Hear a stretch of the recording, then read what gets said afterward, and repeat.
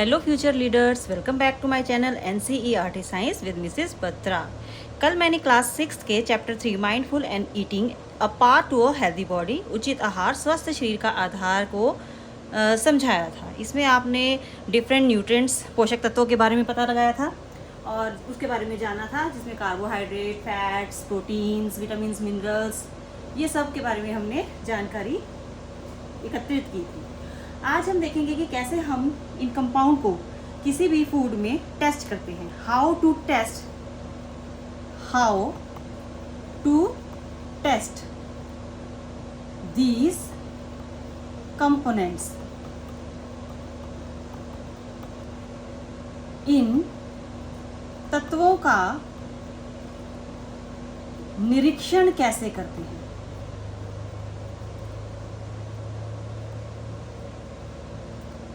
कैसे करते हैं। सबसे पहले है हमारे पास स्टार्च जिसको हम बोलते हैं कार्बोहाइड्रेट। हिंदी में कार्बोहाइड्रेट। और सेकंड हम करेंगे फैट्स, वसा। और थर्ड हम करेंगे प्रोटीन्स का निरीक्षण। कैसे पता लगाएंगे कि हमारे पास जो भी सैंपल दिया हुआ है, जो फूड दिया हुआ है, उसमें स्टार्च यानी कार्बोहाइड्रेट है या नहीं है, फैट्स वसा है या नहीं है, और प्रोटीन है कि नहीं है। स्टार्च की डिटेक्शन के लिए, स्टार्च का पता लगाने के लिए हम किसी भी फूड में, मान लो मेरे पास आलू है, पोटैटो, फूड कोई भी है हमारे पास, पोटैटो ले रही हूं मैं, आलू, इसके ऊपर 2 to 3 ड्रॉप्स आयोडीन की डालूंगी। 2 से 3 बूंदे आयोडीन की। अगर पोटैटो का रंग बदलकर चेंज कलर टू ब्लैक और ब्लू, तो इसका मतलब ये है कि इसके अंदर स्टार्च है।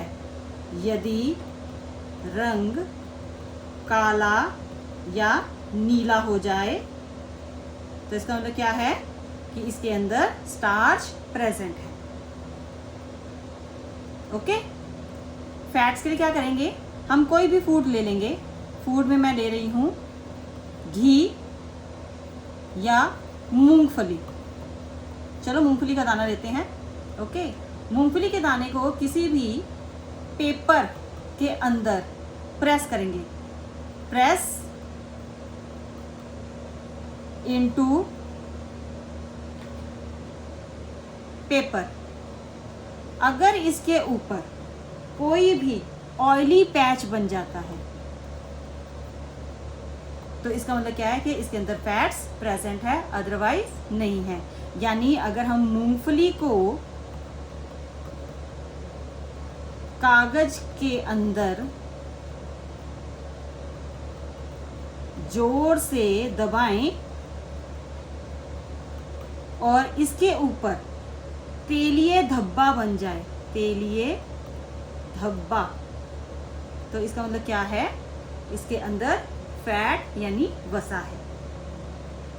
प्रोटीन में कोई भी फूड मटेरियल मैं ले लेती हूँ। दालों का चूर्ण, ठीक है, उसको मैं एक टेस्ट ट्यूब में डालूंगी। टेस्ट ट्यूब मीन्स परख नली में, प्लस कुछ बूंदे पानी की बूंदे, वाटर ड्रॉप्स। अब इसमें ऐड कर दूंगी मैं कॉपर सल्फेट की 1-2 बूंद। किसकी? कॉपर सल्फेट की 1-2 बूंद। अच्छी तरह इसको मिक्स करूंगी। फिर इसके अंदर फिर से मिक्स करूंगी मैं, मतलब इसके आगे हमें कुछ और भी ऐड करना है। हम इसके अंदर ऐड करेंगे कास्टिक सोडा। जब हम इसको ऐड करेंगे, जब अगर इसका कलर पिंक हो गया तो इसका मतलब इसके अंदर प्रोटीन है, अदरवाइज इसके अंदर प्रोटीन नहीं है। कहने का मतलब यह है कि मैंने सिर्फ वही फूड लिया है जो सच में इनके अंदर ये वाले न्यूट्रिएंट्स हैं। अगर मैं स्टार्च में आलू को ना लेकर दालों को लेती, दालों का चूरन लेती, दालों का पेस्ट लेती, पेस्ट ऑफ पल्सेस लेती, उसके ऊपर अगर मैं आयोडीन डालती तो आयोडीन का कलर, आयोडीन उस फूड का कलर ब्लैक और ब्लू नहीं करता, क्योंकि दालों के अंदर स्टार्च नहीं होता। और अगर प्रोटीन का टेस्ट करने के लिए मैं यहाँ से आलू ले लेती और आलू को डाल के उसके अंदर मैं कॉपर सल्फेट डालती और कास्टिक सोडा डालती तो उसका पिंक कलर नहीं होता, क्योंकि उसके अंदर प्रोटीन नहीं है। आलू में प्रोटीन नहीं है तो वो पिंक कलर ना देता, दालों में स्टार्च नहीं है तो वो नीला कलर ना देता। सेम अगर मैं फैट्स की बात करूं, जिसमें घी, मक्खन, मलाई ये चीज़ें लेते हैं, मूंगफली ले ली हमने, बादाम ले लिए, इनके अंदर मुझे पता है पहले ही तेल घी है, मैंने इसलिए एग्जांपल में इसी को ले लिया। अगर मैं यहाँ से उठा के चावल ले लेती या आलू ले लेती तो क्या वो ऑयली पैच डालता उसके ऊपर, कागज़ के ऊपर धब्बा नज़र आता घी का या तेल का? नहीं ना। तो मैंने अभी इसमें फूड में जो सैंपल लिए हैं वो वही लिए हैं जो उसके अंदर प्रेजेंट है, सिर्फ आपको बताने के लिए। ओके, स्टार्च का हम कैसे टेस्ट करेंगे, फैट्स का कैसे टेस्ट करेंगे और प्रोटीन का कैसे टेस्ट करेंगे, ये मैंने आपको लिख दिया। स्क्रीनशॉट ले लीजिए, सिर्फ जस्ट रिमेनिंग इसको याद करना है, आपने रिमाइंड रखना है। और जब उसमें आपके एग्ज़ाम में आता है तो इसको आपने जस्ट सिंपली एक्सप्लेन करना है। ओके, नाउ नेक्स्ट टॉपिक है मेरे पास बैलेंस डाइट। आपके पास बैलेंस डाइट मैंने कल ही बता दिया था कि ऐसी डाइट जिसके अंदर सभी न्यूट्रिएंट्स होते हैं उन्हें बैलेंस डाइट बोलते हैं, वो सब मैंने आपको बता दिया। एक आजकल हमारे सिलेबस में क्या, हमारी डेली लाइफ में भी इसको ऐड कर दिया है खाने पीने में, मिलेट्स। मिलेट्स को हिंदी में बोलते हैं कदन्न, मिलेट्स, मोटा अनाज, इसको मोटा अनाज भी बोलते हैं, जिसमें बाजरा,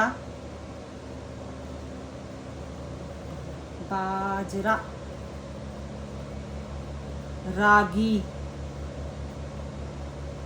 ज्वार, इंग्लिश में लिखते हैं हम बाजरा,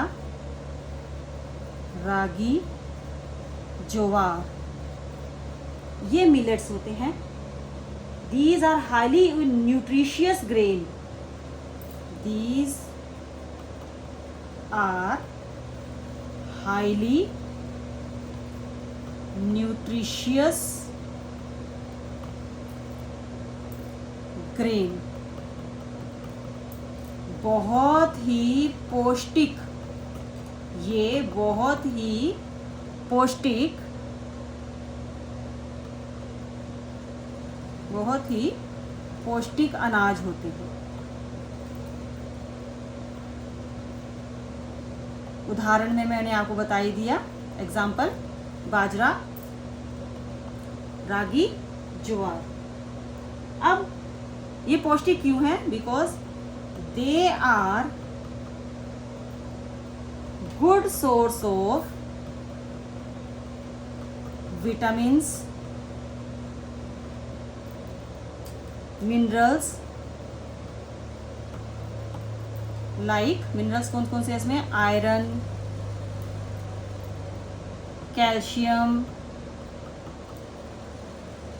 और इसमें क्या होते हैं? डाइटरी फाइबर्स, जिन्हें हमने रुक्षांश बोला था कल, रफेज, डाइटरी फाइबर्स। बहुत ही न्यूट्रिशियस है। Therefore these are called as nutri cereals.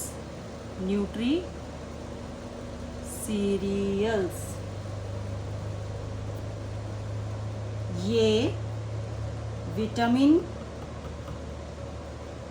खनिज जैसे लोहा, कैल्शियम, के अच्छे स्रोत हैं।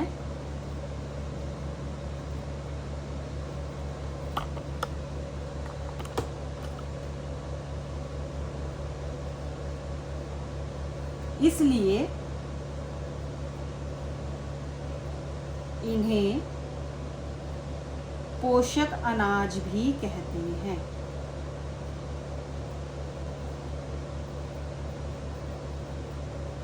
सॉरी, आज बहुत डिस्टर्बेंस ही हो रही है इसमें लिखने में। टेबल भी अच्छे से हिल रहा है मेरा, बोर्ड जो है।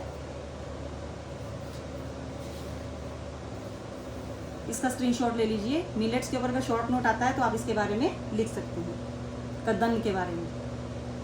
हिंदी वाले हिंदी में लिख लेंगे, इंग्लिश वाले इंग्लिश मीडियम में लिख लेंगे।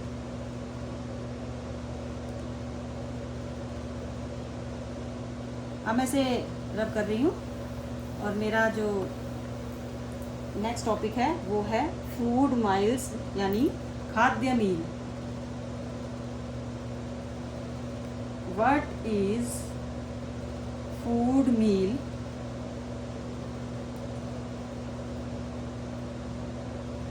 प्रश्न, खाद्य मील, खाद्य मील किसे कहते हैं? बेटे, आपने देखा है जो खाना आप खाते हो वो फार्मर अपने फार्म्स में ग्रो करते हैं, अपने फील्ड्स में क्रॉप की फॉर्म में ग्रो करते हैं। वहाँ से जो फार्मर्स जो ग्रो करते हैं, इनको उगाने के बाद इसकी थ्रेशिंग होती है। थ्रेशिंग यानी जो बीज हैं उनको उनकी डंडियों से अलग किया जाता है। फिर उनकी स्टोरेज होती है। स्टोरेज के बाद ग्राइंडिंग होती है। ग्राइंडिंग यानी पीसा जाता है। पीसने के बाद वो ट्रांसपोर्ट होते हैं शॉप्स पे, और शॉप से वो आपके घर तक आते हैं, आपके खाने तक आते हैं। तो जितना ये डिस्टेंस यहाँ से स्टार्ट हुआ और चला है, इसको हम बोलते हैं खाद्य मील यानी food meal. The entire distance traveled by a bag of wheat, गेहूं, या कोई अदर फूड, कुछ भी हो सकता है, चावल, दाल, कुछ भी हो सकता है, food item, from the producer, producer होते हैं उगाने वाले, प्रोड्यूसर, टू कंज्यूमर जो उसको यूज कर रहे हैं, is called as food meal। means गेहूं या अन्य किसी खाद्य पदार्थ, सॉरी आज तो पेन भी नहीं चल रहा, अन्य किसी खाद्य पदार्थ का थैले द्वारा